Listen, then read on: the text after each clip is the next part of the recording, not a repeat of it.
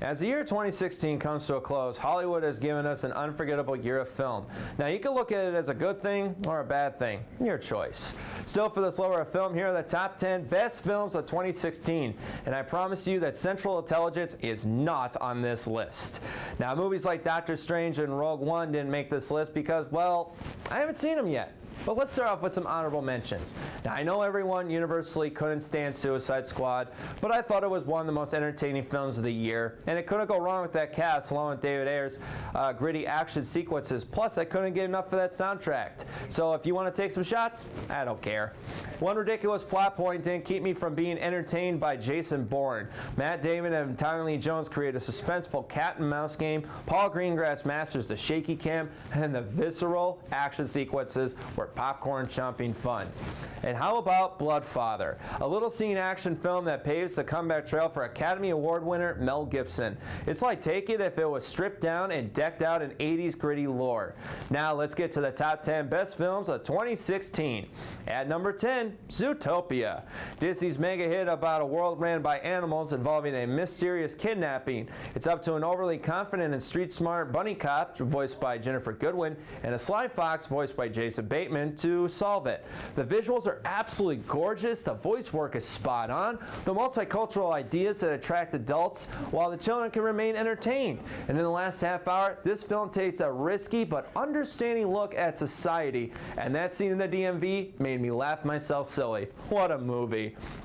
At number 9, now this is a bit of a wild card, but I can't say I wasn't blown away by 13 Hours, The Secret Soldiers of Benghazi, based off a true story of a group of ex-military contractors and civilians that are left to fend for themselves in Benghazi as the enemy begins to attack the U.S. compound. No help politically. John Krasinski goes through a transformation as he shows serious dramatic chops, along with James Badgedale, David Denman, Pablo Schreiber, and Max Martini. This is a visceral thrill ride that will make you wave the flag with pride, especially if you are military. And yes, folks, this did happen.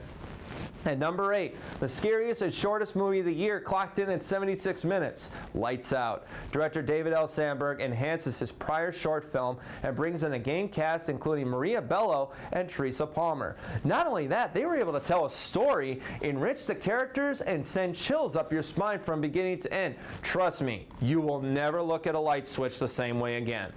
At number 7, here's a film that avoided patronizing its storytelling and knew how to pack a can of whoop ass at the same time.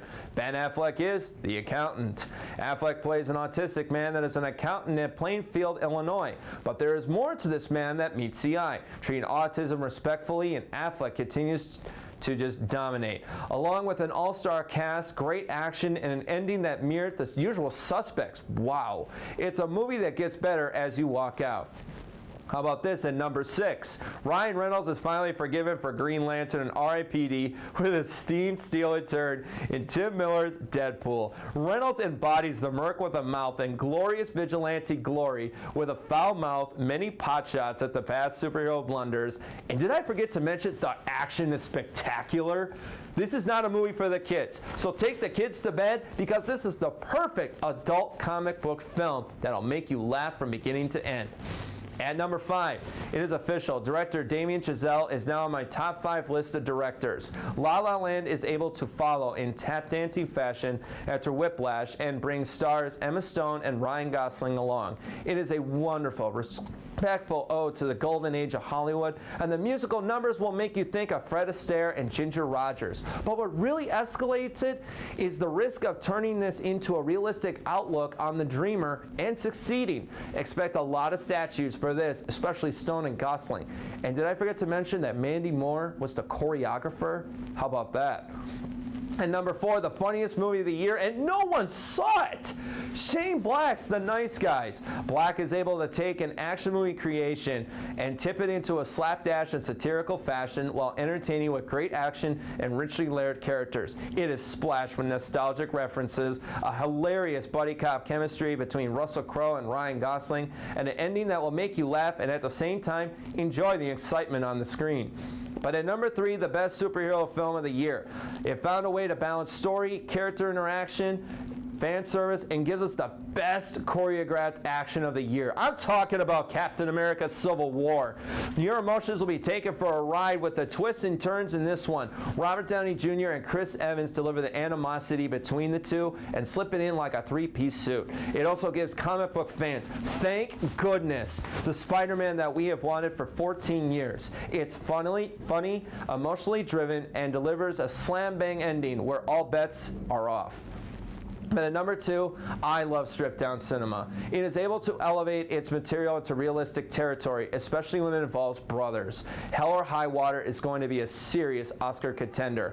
Ben Foster and Chris Pine give their best performances to date as brothers that go on a vigilante crime spree, while a Texas Ranger played wonderfully by Jeff Bridges chases after them. Director David Mackenzie finds a way to balance character development with visceral, in-your-face action towards the end. However, the end alone is poetic and understanding, so watch for this one during Oscar season. Now we are down to number 1. The one film I have seen this year that blew me away. Number 1 is Sully. You didn't see that coming now, did you? Director Clint Eastwood tells the true story of the Miracle on the Hudson with Captain Chelsea Sullenberger.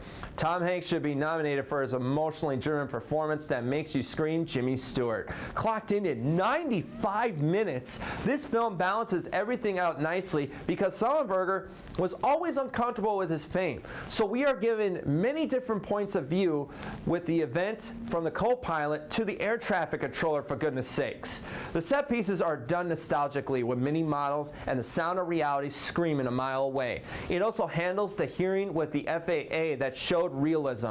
My father is an airline mechanic, and I asked him several questions about it. He responded simply with, quote unquote, "They nailed it."